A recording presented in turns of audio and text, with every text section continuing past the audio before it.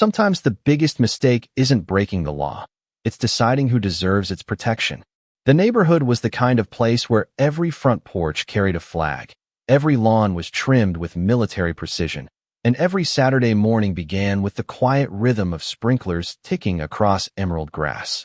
Just after 8 o'clock, sunlight spilled over rows of maple trees lining the sidewalks of Ashcroft Heights, a peaceful suburb outside Washington, D.C., where neighbors greeted each other by first name and children still rode bicycles without their parents worrying every second. It looked like the last place where anyone would expect a confrontation. Marcus Bennett stepped out of his front door wearing a charcoal suit, polished black shoes, and a navy overcoat folded neatly over one arm. At 49 years old, he carried himself with the calm confidence of someone who had spent decades making difficult decisions without raising his voice. He paused on the front steps, took a slow breath of the crisp spring air, and glanced toward the American flag mounted beside his doorway as it fluttered gently in the breeze. Inside the house, the aroma of freshly brewed coffee still lingered, and a framed family photograph rested on the entry table just beyond the open door. His wife had reminded him not to skip lunch. His daughter had texted him a smiling emoji before leaving for college that morning. It should have been an ordinary day. Across the street, Mrs. Carter watered bright red tulips while exchanging small talk with another neighbor walking a golden retriever. A delivery truck rolled slowly down the block before stopping 2 houses away. Everything felt familiar, predictable, safe. Then the quiet was interrupted by the low rumble of a patrol SUV turning onto the street. The vehicle slowed as it approached Marcus's driveway before stopping with deliberate precision along the curb. Officer Ethan Walker stepped out first. Tall, broad-shouldered, and dressed in a perfectly pressed uniform, he scanned the street with practiced confidence before locking his attention on Marcus. His partner remained inside the vehicle, glancing at a computer screen, while listening to radio traffic crackling softly through the speakers. Ethan adjusted the radio clip to his shoulder and walked directly toward the driveway without hesitation. His expression carried the certainty of a man who believed he already understood the situation before saying a single word. Marcus noticed the approaching officer and offered a polite nod. "Good morning, officer." His voice was calm, respectful, almost welcoming. Ethan stopped only a few feet away. His eyes moved from Marcus's tailored suit to the expensive sedan parked beside the garage and then back again, as though trying to fit pieces of a puzzle that refused to match the picture already formed in his mind. "Is this your residence?" he asked. "Yes, it is," Marcus answered evenly. "Can I help you with something?" Ethan glanced toward the house before looking back at Marcus. "We've received a report concerning suspicious activity in this area." Marcus remained composed. "I understand. What exactly was reported?" Ethan ignored the question. "Identification." Marcus reached slowly toward the inside pocket of his jacket. "Of course." Before his hand could retrieve anything, Ethan's voice sharpened. "Keep your hands where I can see them." Across the street, conversation stopped. The woman watering flowers lowered her hose. The dog walker paused mid-step. Curtains shifted as neighbors quietly looked through living room windows. Marcus immediately lifted both hands slightly away from his sides. "No problem," he said softly. "My identification is inside my jacket. I was simply letting you know before reaching for it." Ethan's jaw tightened. "I'll decide what's appropriate." Marcus studied the officer's face for a brief moment, searching not for anger, but for understanding. Instead, he found only unwavering certainty. "Officer," Marcus replied carefully, "I'd be happy to cooperate. I only ask that we handle this correctly." Ethan took another step forward. "Turn around." For the first time that morning, an uncomfortable silence settled over the entire street. Even the birds seemed quieter. Marcus looked toward his front door, then back at the officer. "May I ask whether I'm being detained?" Ethan answered without hesitation. "Turn around now." Marcus slowly complied, his movements deliberate and calm, showing no resistance and no panic. A teenage neighbor standing beside a parked pickup truck quietly lifted his phone, uncertain whether he was witnessing a misunderstanding or something much larger. Marcus spoke one final sentence, his voice steady enough that everyone nearby could hear it. "Officer Walker," he said, reading the name stitched across the uniform. "Before this goes any further, I strongly recommend verifying my credentials." Ethan gave a faint, dismissive smile that never reached his eyes. "Save it," he replied. "I've heard every story there is." As the quiet neighborhood watched in stunned disbelief, no one realized that the man standing peacefully in his own driveway was only minutes away from becoming the center of a moment that would reach far beyond one suburban street, one police department, or even one city. Before the morning was over, the meaning of authority itself would be tested, and the people who believed they recognized power would discover just how easily appearances can deceive. Marcus remained exactly where he was, facing the quiet street, while the cool morning breeze moved gently through the maple branches overhead. His hands stayed visible, his breathing measured, his posture steady. He had spent an entire career teaching new agents that composure was often more powerful than confrontation, especially when emotions threatened to cloud judgment. Across the street, the neighbors watched without speaking. Mrs. Carter quietly turned off the garden hose, letting it rest beside the flower bed as tiny streams of water trickled into the soil. The young man holding his phone lowered it for a moment, uncertain whether recording another person's difficult morning was the right thing to do. No one wanted to believe they were witnessing something serious, yet no one could look away. Officer Ethan Walker glanced toward his patrol vehicle, where his partner, Officer Daniel Reeves, finally stepped outside carrying a small electronic tablet. Daniel looked from Marcus to Ethan with a puzzled expression before speaking. Quietly, "Dispatch says the caller reported someone lingering near this address." Ethan answered without taking his eyes off Marcus. "Looks like we found him." Marcus spoke calmly, never raising his voice. "Officer, I believe there has been a misunderstanding. I live here." Daniel looked toward the house, noticing family photographs visible through the open front door, a welcome mat that appeared well used, and a pair of running shoes resting neatly beside the entrance. Nothing suggested an abandoned property or suspicious activity. "Sir," Daniel asked politely, "do you have identification with your address on it?" Marcus nodded. "Yes. As I mentioned, it is inside my jacket pocket. I informed Officer Walker before attempting to retrieve it." Daniel gave a slight nod as though that explanation made perfect sense, but Ethan interrupted before another word could be exchanged. "Not yet," he said firmly. "We are doing this my way." Marcus remained silent. He had learned long ago that sometimes silence revealed more than arguments ever could. The morning sun climbed higher, casting long shadows across the driveway while another vehicle slowed as it passed the scene. The driver looked curiously through the windshield before continuing down the street. Inside several nearby homes, window blinds shifted almost imperceptibly. An ordinary neighborhood had suddenly become an audience. Daniel studied Marcus again. The expensive watch, the carefully tailored suit, the calm tone, and the complete absence of panic did not fit the picture Ethan appeared convinced he was seeing. "What exactly brought the call in?" Daniel asked. Ethan answered immediately. "Neighbor reported someone who looked out of place walking around expensive homes." Marcus lowered his eyes briefly before looking back toward the officers. There was disappointment on his face, but not anger. He had heard similar explanations before. Different cities, different neighborhoods, different years. The words changed. The assumptions rarely did.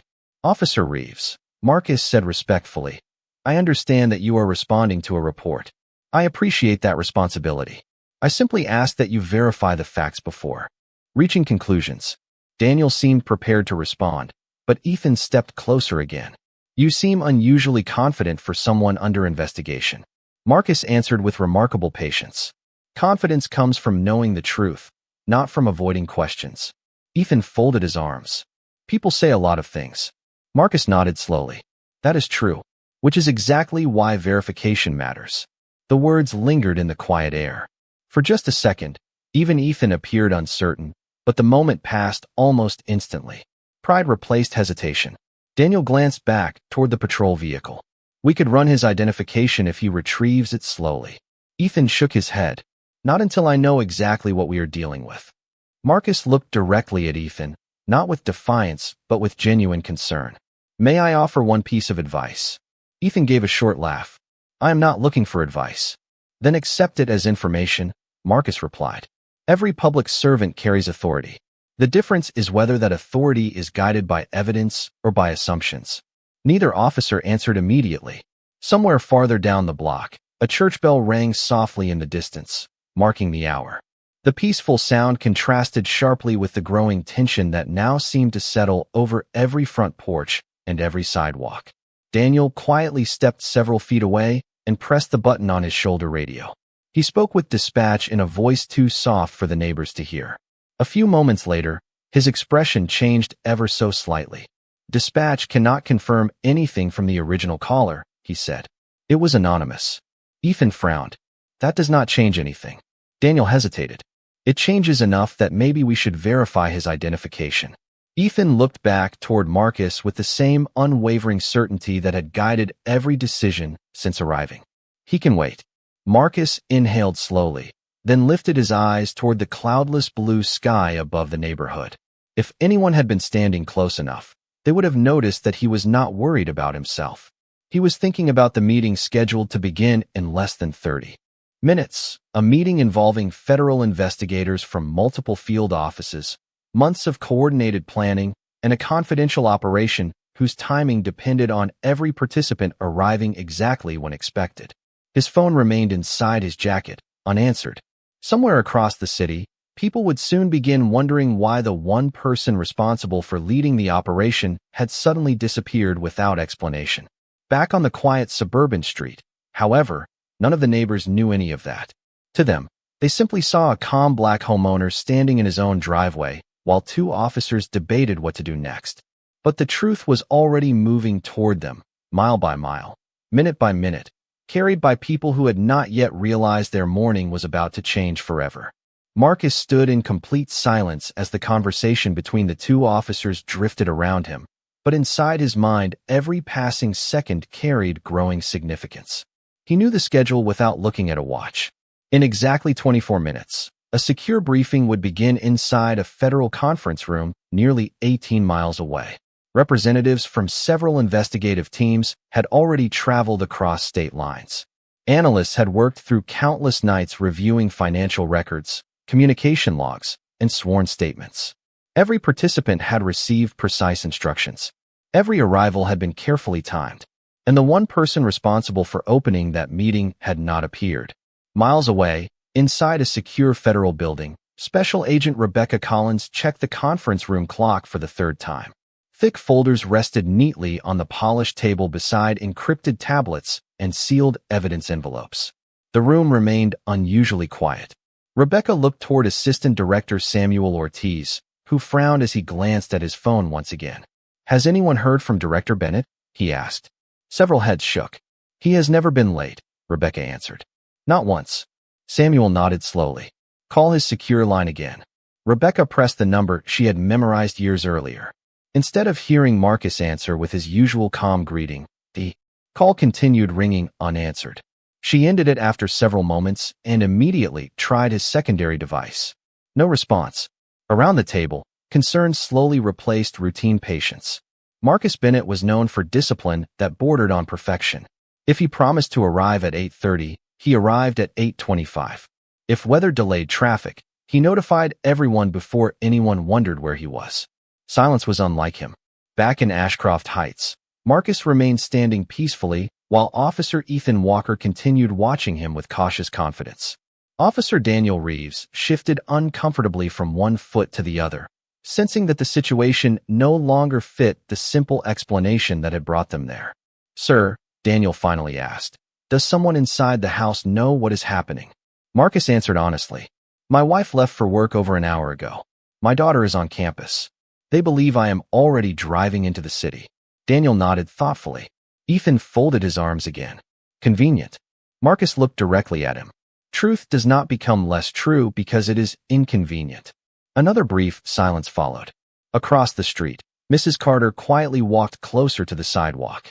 She had lived on the block for almost 15 years. She remembered when Marcus and his family first moved into the neighborhood. She remembered community picnics, holiday charity drives, and the afternoon Marcus spent helping an elderly neighbor repair a broken fence after a windstorm. She had never once seen him argue with anyone. Gathering her courage, she finally spoke. "Officer," she called politely. "He has lived here for years." Ethan turned toward her without changing his expression. "Ma'am, please allow us to conduct our investigation." Mrs. Carter hesitated before replying softly. I only wanted you to know he is our neighbor. Ethan acknowledged her with a brief nod, but quickly returned his attention to Marcus. The atmosphere grew heavier. The neighborhood no longer felt like a peaceful suburban street. It felt like a place suspended between two completely different versions of reality, one built on appearances and the other waiting for facts to catch up. Inside the federal conference room, another secure phone began ringing. This time the call came from the communications center. Rebecca answered immediately. "This is Collins." A calm voice responded. "Director Bennett has missed 2 scheduled encrypted check-ins. We cannot establish contact through any approved channel." Rebecca exchanged a quick glance with Samuel. Neither spoke for several seconds. Finally, Samuel asked quietly, "Activate the location protocol." Rebecca hesitated only because she knew what those words meant. The protocol existed for rare situations involving the unexplained disappearance of senior leadership. It had never been used for Marcus Bennett. She entered her authorization code and waited as encrypted systems began verifying the last confirmed activity connected to his secure credentials. Back on the quiet street, Marcus slowly exhaled and looked toward Daniel. "Officer Reeves," he said gently, "may I ask you a question?" Daniel nodded. "Of course. During your training, what was the first principle you were taught before making any conclusion?" Daniel answered almost automatically, "Gather the facts." Marcus gave a faint smile. "That principle has served every good investigator throughout history." Ethan interrupted immediately. "Enough philosophy." Marcus did not react. "This is not philosophy. It is responsibility." At that exact moment, Daniel's radio emitted a brief electronic tone unlike the routine dispatch notifications they had heard earlier. He looked down at the display, his expression changing almost imperceptibly. The message contained only a short instruction from communications. "Verify identity before further action." Daniel looked back at Marcus, then toward Ethan, uncertainty now visible across his face. Ethan dismissed it with a wave of his hand. Probably another routine update. Daniel was not so certain. Something about the wording felt unusually specific. Somewhere beyond the neighborhood, invisible to everyone standing on the sidewalk, secure government systems had begun connecting pieces that no ordinary citizen would ever see. Phones were being rerouted. Schedules were being interrupted. Quiet conversations inside federal offices were becoming increasingly urgent. Yet on this peaceful suburban driveway, Marcus Bennett remained exactly where he had been from the beginning. Calm, patient, respectful, waiting not for sympathy or rescue, but for one simple thing to happen before the morning slipped beyond anyone's control. Someone only needed to verify the truth. Daniel Reeves stared at the message on his radio for another second before looking up at Ethan Walker. The instruction remained simple, almost ordinary, yet something about it refused to leave his mind. Verify identity before further action. Those 5 words echoed louder than the quiet neighborhood around them. "Ethan," Daniel said carefully, "communications specifically asked us to verify who he is." Ethan barely glanced at the display before shaking his head. "We already know enough." Marcus Bennett listened without interrupting. His expression remained calm, but there was a quiet sadness in his eyes. He had spent years mentoring investigators across the country, reminding them that confidence without verification could become the most dangerous assumption of all. This morning, he was watching that lesson unfold in real time. "Officer Walker," Marcus said respectfully, "there is still an easy way to resolve this." Ethan answered immediately, "You have had plenty of opportunities." "Then allow one more," Marcus replied. "My identification is still exactly where I told you it was." Ethan folded his arms. "People can carry all kinds of identification." Marcus nodded once. "That is why credentials are verified instead of assumed." Daniel looked toward the patrol vehicle again. "It would only take a minute." Ethan sighed impatiently. "You are overthinking this." The conversation was interrupted by another passing vehicle, slowing almost to a stop. A middle-aged man lowered his window and looked toward Mrs. Carter. "Everything all right?" She hesitated before answering quietly, "I hope so." The driver continued on, but the image of the calm homeowner surrounded by police officers remained with him long after he turned the corner. Inside the federal conference room downtown, the atmosphere had changed completely. Rebecca Collins watched as encrypted tracking software completed another layer of authentication. A small map appeared on the secure monitor. One blinking indicator remained fixed inside a residential neighborhood, instead of moving toward headquarters as expected. Samuel Ortiz stepped closer. That cannot be right. Rebecca checked the data twice before speaking. The secure device has not moved for more than 20 minutes. Samuel immediately understood the significance. Marcus Bennett never ignored federal schedules. If he remained stationary, something had interrupted him. Contact local dispatch, Samuel ordered. Find out whether any emergency calls have been reported near that location. Within moments, another analyst entered carrying a tablet. There was an anonymous, suspicious person report approximately 30 minutes ago. Rebecca looked up slowly. Anonymous? Yes. Samuel's expression hardened, not with anger, but with growing concern. Keep digging. Back on Ashcroft Heights, Ethan finally stepped closer to Marcus again. Tell me something, he said. If you belong here, why did someone report you? Marcus answered without hesitation. You would have to ask the caller. Convenient answer. Marcus smiled faintly. It also happens to be the truthful one. Daniel quietly observed the exchange. Throughout the entire encounter, Marcus had remained polite, cooperative, and remarkably patient. He had not argued. He had not insulted anyone. He had simply repeated one request. Verify the facts.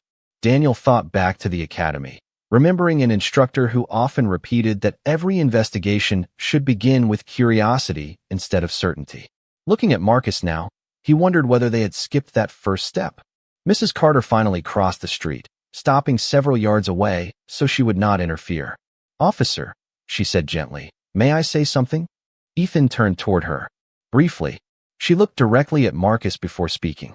My husband passed away 3 years ago. Mr. Bennett mowed my lawn every other week until I felt ready to do it myself again. Last winter, he drove my grandson to school after our car would not start. He volunteers at the community center every month. He belongs here. Ethan listened without changing his expression. Ma'am, personal opinions are not evidence. Marcus lowered his head for a moment, clearly touched by her kindness. Thank you, Mrs. Carter, he said softly. She smiled. You do not need to thank me for telling the truth. Those words settled over the street like the gentle breeze moving through the trees. Daniel quietly looked toward Ethan again. We have a witness confirming residency. Ethan answered firmly. One witness does not close an investigation. At that exact moment, Daniel's radio sounded once more, this time followed by a request from communications. Unit 12, confirm the full name of the individual at your location. Daniel blinked in surprise. Dispatch rarely requested names before identity verification had even occurred. He looked toward Marcus. Sir, may I have your full legal name? Marcus met his eyes with complete composure. Marcus Elijah Bennett. Daniel repeated the name into the radio. Several seconds passed. No one spoke. Even Ethan seemed to notice the unusual silence that followed. Then the radio emitted another tone, but instead of an immediate reply, communications simply answered, stand by. Daniel frowned. Dispatch almost never said only those 2 words. Somewhere inside the communications center, keyboards suddenly moved faster. Supervisors gathered around computer screens. Databases opened that ordinary patrol officers could not access. One name had reached the system, and within seconds that name was triggering notifications far beyond the local police department. Yet standing peacefully beneath the morning sun, Marcus Bennett showed no satisfaction, no triumph, and no sign that he wanted anyone embarrassed. He simply waited with the same quiet dignity he had carried since stepping out of his own front door, trusting that sooner or later the truth would arrive before anyone made a mistake that could no longer be undone. Ignoring the growing tension around him, Marcus Bennett remained remarkably composed, as though patience itself had become his strongest form of communication. His eyes briefly wandered toward the driveway where his sedan sat untouched beneath the shade of a maple tree. Inside its locked center console rested briefing notes that only a handful of people in the country were authorized to read. None of that mattered at the moment. The only document that could change everything was still inside the pocket of the jacket he had never been allowed to reach. Officer Daniel Rees continued holding his radio, waiting for dispatch to respond after transmitting Marcus's full legal name. The silence stretching across the channel felt increasingly unusual. Routine checks rarely took this long. He looked toward Ethan Walker. Something is different, Daniel admitted quietly. Ethan answered with practiced confidence. Systems get backed up. It happens. Daniel wanted to believe that explanation, yet his instincts continued pulling him in another direction. He had answered hundreds of suspicious person calls during his career. Most ended within minutes after a simple conversation and a verified identification. This one had somehow evolved into something far more complicated without anyone fully understanding why. Across town, inside the secure federal conference room, several encrypted monitors illuminated simultaneously. Rebecca Collins stared at the newest notification appearing across the screen. The system had finally matched Marcus Bennett's secure credentials with his last confirmed location. Another alert immediately followed. Subject remained stationary beyond expected arrival window. Samuel Ortiz took a slow breath before issuing another instruction. Contact the Protective Operations Desk. Rebecca nodded and placed the call without hesitation. This is Special Agent Collins. We need confirmation regarding Director Bennett's current status. The voice on the other end paused for only a second before asking, "Has he failed to arrive?" Rebecca answered honestly, "Yes. We have also confirmed his secure device has remained at his residential location far longer than expected." Another brief silence followed before the response came back noticeably more serious. "Remain available. We are escalating the matter immediately." Rebecca lowered the phone and exchanged a concerned glance with Samuel. Neither needed additional explanation. Escalation involving the director of the Federal Bureau of Investigation was never considered routine. Back in the neighborhood, another radio tone finally broke the silence. Daniel immediately raised the microphone. "Unit 12. Dispatch answered in a calm but unusually measured voice. "Unit 12, remain at your current location. Supervisor has requested no additional action until further notice." Daniel frowned. "Copy. Can you clarify the reason?" A pause followed before dispatch replied, "Negative. Stand by for further instructions." Ethan looked irritated. They are treating this like it is some kind of special case. Marcus finally spoke again. "Perhaps because it is." Ethan turned toward him. "You seem very certain." Marcus smiled politely. "I am certain that facts eventually speak louder than assumptions." Ethan shook his head dismissively, but Daniel noticed something he had not seen before. Ethan's confidence was beginning to compete with curiosity. It was subtle, almost invisible, yet unmistakable. The certainty that had driven every decision since arriving was no longer completely untouched. Mrs. Carter quietly stepped back onto her lawn, though she continued watching from only a short distance away. More neighbors had gathered on front porches, speaking softly among themselves.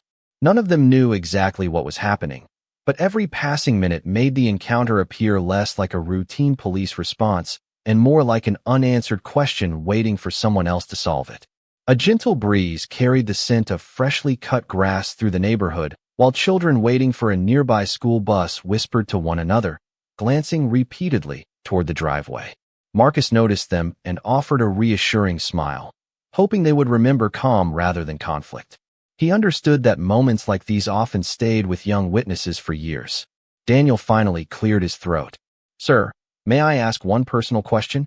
Marcus nodded. "Go ahead. You have remained calm through all of this. Most people would be frustrated." Marcus looked thoughtfully toward the quiet street before answering. "Because frustration rarely uncovers the truth. Careful observation usually does." Daniel absorbed those words in silence. They reminded him of instructors he had respected during training, people who emphasized patience over pride. Ethan looked away toward his patrol vehicle, pretending not to listen, but every sentence reached him just the same. Then Daniel's phone vibrated. He glanced at the screen and saw an internal department message marked high priority. It contained only one sentence. "Do not leave the scene until contacted directly by command staff." Daniel's eyebrows lifted. This was no longer dispatch making decisions. Higher authority inside the department had become involved. He slowly locked the phone and looked toward Marcus once more.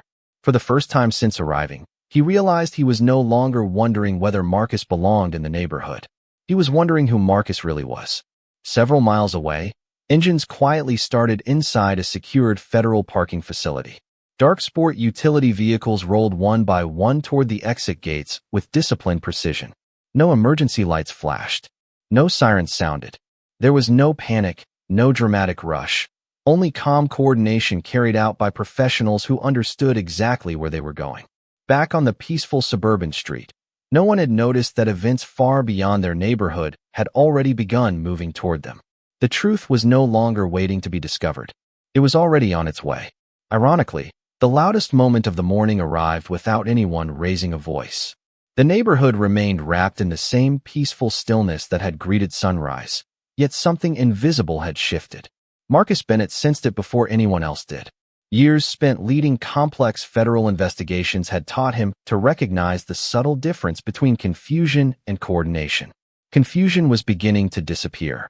Coordination had quietly taken its place. Officer Daniel Reeves looked down as his department-issued phone vibrated once again. This time the screen displayed a direct request from the precinct watch. Commander, confirm current condition of individual. Maintain professional conduct. Await arrival of supervisory personnel. Daniel read the message twice before slipping the phone back into his pocket. He glanced toward Ethan Walker, who appeared increasingly frustrated by the growing number of instructions arriving without explanation. Command wants us to stay exactly where we are, Daniel said. Ethan exhaled slowly. We have already been standing here long enough. Marcus answered calmly. Sometimes waiting prevents mistakes from becoming permanent. Ethan looked directly at him. You keep talking like you know something we do not. Marcus held his gaze without hostility. Everyone knows something others do not. Good investigators ask questions before deciding which information matters. Daniel noticed that Ethan did not respond immediately. For the first time since arriving, certainty had given way to silence.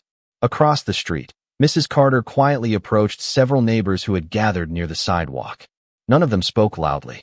They simply watched with growing concern as the encounter stretched far beyond what anyone considered normal. One elderly gentleman adjusted his glasses before quietly asking, "Has anyone seen Mr. Bennett act disrespectfully?" Every head gently shook no. Another neighbor answered, "He helped organize the Veterans Day fundraiser last fall." Someone else added, "He volunteers at the youth center every month." The comments were simple observations, not arguments. But together they painted a picture completely different from the assumptions that had started the morning. Miles away, inside the secured Federal Operations Center, Rebecca Collins stood beside a large digital display showing the route between headquarters and Marcus Bennett's neighborhood. Several black sport utility vehicles had already departed the underground garage. Their progress appeared as encrypted location markers moving steadily through the city. No emergency response had been ordered. There was no panic inside the command center. Every movement reflected discipline, preparation, and quiet confidence. Samuel Ortiz folded his arms while reading the latest. Update delivered by Protective Operations. Local authorities remain on scene. Director Bennett has not communicated directly. Response team arrival estimated in less than 15 minutes. Rebecca lowered her voice. Do they know who they are dealing with? Samuel looked toward the screen before answering. If they did, this would probably already be over. Back in Ashcroft Heights, Daniel's police radio suddenly became active again. Unit 12. Daniel immediately answered. Go ahead. Dispatch responded carefully, every word sounding more deliberate than before. Supervisor requests confirmation that the individual remains cooperative. Daniel looked toward Marcus, who had not moved from the driveway except to shift his weight comfortably from one foot to the other. Affirmative, Daniel answered. Individual has remained calm and fully cooperative during entire contact. Dispatch paused briefly before replying. Copy. Continue maintaining current status. Ethan frowned after the transmission ended. They keep asking about him instead of asking about us. Marcus offered a faint smile. That observation is more important than you may realize. Ethan looked away, clearly unwilling to admit that the pattern had become impossible to ignore. Questions were no longer focused on investigating Marcus. They were focused on protecting the situation from becoming worse. A school bus rolled slowly through the neighborhood before stopping at the nearby corner. Several children climbed aboard, glancing curiously toward the driveway as they passed. Marcus smiled warmly and gave a small, reassuring wave. A little girl sitting near the front window smiled back before the bus continued down the street. Daniel watched the brief exchange. It did not resemble the behavior of someone hiding from law enforcement. It resembled the behavior of a trusted neighbor beginning an ordinary workday. The realization settled heavily in his thoughts. Then another sound drifted across the quiet neighborhood. It was not loud enough to attract immediate attention. Only the distant hum of several engines traveling together somewhere beyond the next intersection. Ethan barely noticed it. Daniel instinctively looked toward the far end of the street. Marcus remained perfectly still. His expression did not change, but there was a quiet sense of relief in his eyes, not because someone was coming to defend him, but because the truth was finally catching up with the assumptions that had delayed it. The engines gradually became clearer as multiple dark vehicles approached the neighborhood in disciplined formation, moving at normal residential speed, without flashing lights, without sirens, and without unnecessary urgency. They looked less like an emergency response and more like professionals arriving for a scheduled responsibility. None of the neighbors understood what they were seeing, yet conversations stopped almost instantly. Daniel felt his pulse quicken. Ethan slowly turned toward the approaching vehicles, his confident posture giving way to visible uncertainty for the first time that morning. Marcus simply watched the convoy draw closer, his calm never interrupted. He had never needed dramatic words or displays of authority. He had trusted that facts would eventually arrive on their own. And as the first black sport utility vehicle quietly turned onto his street beneath the bright morning sun, it became unmistakably clear that the truth had finally found its way home. Ironically, the moment everyone had been waiting for arrived without a single dramatic command. The first black sport utility vehicle rolled to a smooth stop along the curb, followed by 3 more that parked with quiet precision behind it. Their engines settled into silence almost simultaneously. No emergency lights flashed. No sirens echoed through the neighborhood. The calm discipline of the arrival carried far more weight than noise ever could. Every neighbor standing along the sidewalks instinctively stopped talking. Even Officer Ethan Walker found himself staring toward the convoy without saying a word. The front passenger door of the lead vehicle opened first. A man in a dark navy suit stepped onto the pavement with measured confidence. His silver credentials remained clipped inside his jacket, visible only when the morning breeze briefly pulled the fabric aside. 2 more agents exited behind him, followed by several others from the remaining vehicles. Their movements were deliberate, organized, and completely unhurried. They were not responding to chaos. They were responding to certainty. Daniel Reeves quietly swallowed as he watched them approach. Years of law enforcement experience had taught him to recognize professional federal personnel the moment he saw them. Their posture alone communicated purpose. Ethan remained motionless beside the driveway, his earlier confidence now replaced by visible uncertainty. The lead agent walked directly toward Marcus Bennett without acknowledging anyone else. As he reached the driveway, he offered a respectful nod before speaking in a calm, unmistakably formal voice. "Good morning, Director Bennett. We apologize for the delay." The words seemed to freeze the entire neighborhood. Daniel's eyes widened. Mrs. Carter slowly placed one hand over her mouth. The young man who had quietly recorded part of the encounter lowered his phone completely. Ethan blinked once, as though his mind refused to process what he had just heard. Marcus returned the greeting with the same quiet dignity he had carried all morning. "Good morning, Special Agent Collins," he replied. "Everyone arrived safely?" "Yes, sir," Collins answered. "The full response team is present." Marcus nodded with genuine appreciation. "Thank you." No anger. No triumph. No satisfaction. Only professionalism. Daniel looked from Marcus to the federal agents and back again. Every unanswered question from the past hour suddenly fit together with startling clarity. The calm, the patience, the confidence, the repeated request to verify identification. Marcus had never been trying to intimidate anyone. He had simply been asking them to discover the truth before assumptions became decisions. Collins finally turned toward the 2 officers. His expression remained respectful. "Gentlemen," he said evenly, "Director Marcus Bennett was expected at a secured federal briefing this morning. When he failed to arrive and all communication unexpectedly stopped, established federal continuity procedures were initiated." Daniel lowered his eyes for a brief moment, understanding exactly what those words meant. Ethan remained silent. Collins continued without raising his voice. "Director Bennett oversees operations that require immediate accountability whenever scheduled communications are interrupted. Our responsibility is to ensure his safety and determine why contact was lost. Marcus gently reached inside his jacket after Collins gave a subtle nod. Slowly, carefully, he removed a leather credential wallet and handed it to Collins, who briefly opened it before presenting it toward Daniel and Ethan. The gold badge reflected the morning sunlight. Beneath it rested an official identification card bearing Marcus Bennett's name, photograph, and title. Director, Federal Bureau of Investigation. Daniel felt the color leave his face. He looked toward Marcus with unmistakable regret. Ethan stared at the credentials without speaking, his earlier certainty dissolving beneath undeniable evidence. For several long seconds, no one moved. The only sound came from leaves rustling gently above the quiet suburban street. Marcus accepted the credentials back from Collins and returned them to his jacket. Then he looked directly at Ethan, not with anger or resentment, but with sincere composure. "Officer Walker," he said softly, "I never wanted this morning to become difficult for anyone." Ethan finally managed to speak, though his voice sounded far quieter than before. You were telling the truth from the beginning." Marcus gave a small nod. "The truth has a way of remaining consistent." Daniel took a slow step forward. "Director Bennett, I should have insisted that we verify your identification immediately." Marcus met his eyes kindly. "What matters now is what each of us learns after the facts become clear." Around them, the neighbors continued watching in complete silence.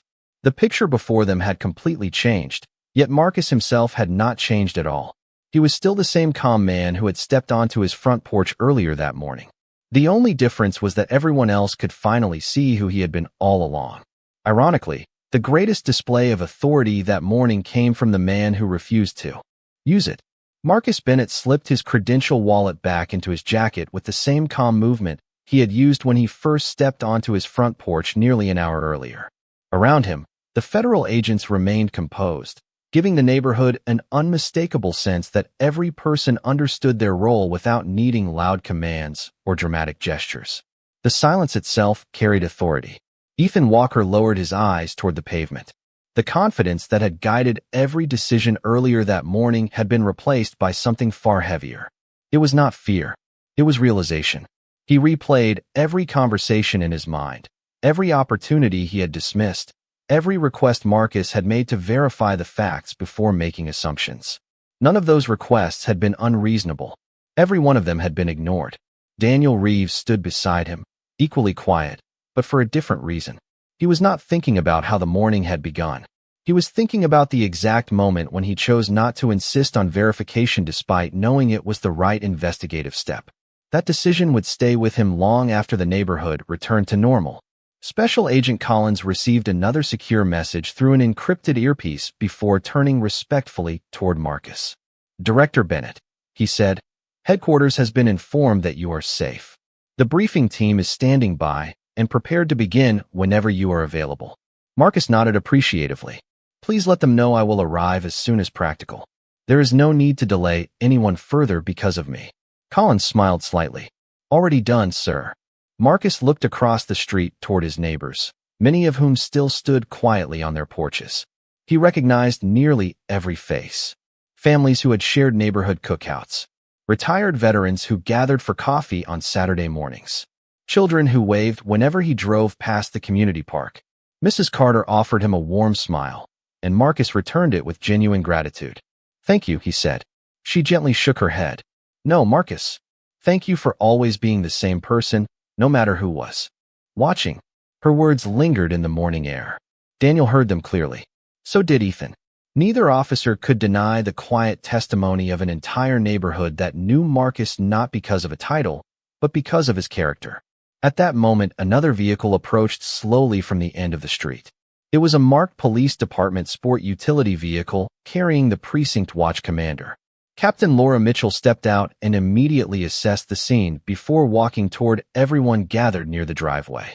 Her expression remained calm and professional. She first acknowledged Marcus with a respectful handshake. "Director Bennett, I sincerely appreciate your patience this morning." Marcus accepted the handshake warmly. "Captain, I appreciate your coming personally." Laura turned toward Ethan and Daniel. "Officers, I will need both of your body camera recordings, vehicle camera footage, and all dispatch communications associated with this call preserved immediately according to department policy." Her voice remained measured, free of accusation or emotion. She was not delivering punishment. She was protecting the integrity of the process. Daniel nodded immediately. "Yes, Captain." Ethan answered quietly a moment later. "Understood." Laura continued. "Professional standards will conduct a complete administrative review. Until then, neither of you should discuss this incident outside official procedures." Marcus listened without interruption. He showed no interest in adding criticism or requesting consequences. Collins noticed and quietly remarked, "Sir, you have every right to file additional concerns if you choose." Marcus looked thoughtfully toward the peaceful neighborhood before responding. "Accountability should always follow evidence. That principle applies equally to everyone." Captain Mitchell nodded with visible respect. "That is exactly how this department intends to proceed." Ethan slowly raised his eyes toward Marcus. "Director Bennett," he began carefully, "I cannot change what happened today." Marcus waited patiently. Ethan continued, "But I should have listened when you asked us to verify the facts." Marcus gave a small, understanding nod. "Verification protects everyone, Officer Walker. It protects the public, and it protects good officers as well." Daniel quietly absorbed every word. In all his years wearing a badge, he had never heard accountability explained with such calm clarity. There was no humiliation, no triumph, no demand for revenge. Only a reminder that professionalism existed to prevent exactly this kind of mistake. As Captain Mitchell coordinated the preservation of records with dispatch and Collins confirmed that the federal briefing had been rescheduled, the neighborhood slowly began returning to its ordinary rhythm. Garden hoses flowed once again. Delivery trucks resumed their routes. Children laughed in the distance as another school bus disappeared around the corner. Yet everyone who had witnessed the morning understood they had seen something far more meaningful than an ordinary misunderstanding. They had watched assumptions lose to facts, patience overcome pride, and quiet dignity speak louder than authority ever could. Marcus Bennett had never needed to prove who he was through power. He had simply allowed the truth enough time to introduce itself. The last federal vehicle pulled away from the quiet street just after 9 o'clock, leaving behind a neighborhood that looked exactly as it had at sunrise, yet somehow felt completely different. The maple trees still swayed gently in the morning breeze. Lawn sprinklers continued their steady rhythm across bright green grass. Delivery drivers resumed their routes, and distant birds filled the air with familiar songs. Life had returned to normal, but for everyone who had witnessed the events of that morning, normal no longer carried the same meaning. Marcus Bennett stood for one final moment at the edge of his driveway, before turning toward Captain Laura Mitchell. "Thank you for handling this professionally," he said. Laura nodded respectfully. "Director Bennett, today reminded every one of us why procedures exist." Marcus smiled gently. "Procedures only protect people when we choose to follow them." She extended her hand once more, and Marcus accepted it without hesitation. There was mutual respect in the simple gesture, a quiet understanding that accountability was never about humiliation. It was about preserving public trust. Daniel Reeves stepped forward next. His expression reflected sincere reflection rather than embarrassment. "Sir," he said, "I have been thinking about something you said earlier." Marcus looked at him attentively. "Which part?" Daniel answered honestly. "You said verification protects everyone. I understand that now in a way I never did before." Marcus nodded with quiet approval. "Then today was not wasted." Daniel gave a small smile. "I promise I will remember that every time I answer another call." Marcus placed a reassuring hand lightly on Daniel's shoulder for only a brief moment. "The badge you wear carries responsibility long before it carries authority." Daniel lowered his head respectfully. Those words would remain with him throughout the rest of his career. Ethan Walker remained several feet away, watching the exchange in thoughtful silence.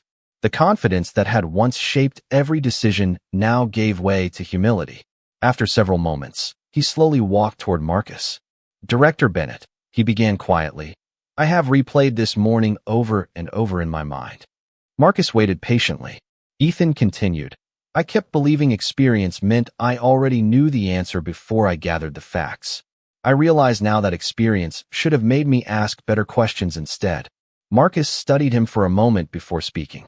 "Growth begins the moment certainty gives way to honesty." Ethan nodded slowly. "I cannot expect forgiveness." Marcus answered with calm sincerity. "Forgiveness is personal. Accountability is professional. They are not the same thing, but both begin with accepting the truth. Ethan took a slow breath and simply replied, "Thank you." There was nothing more to add. Across the street, Mrs. Carter smiled as Marcus finally walked back toward his front porch. Before stepping inside, he paused to wave at several neighbors, who returned the gesture warmly.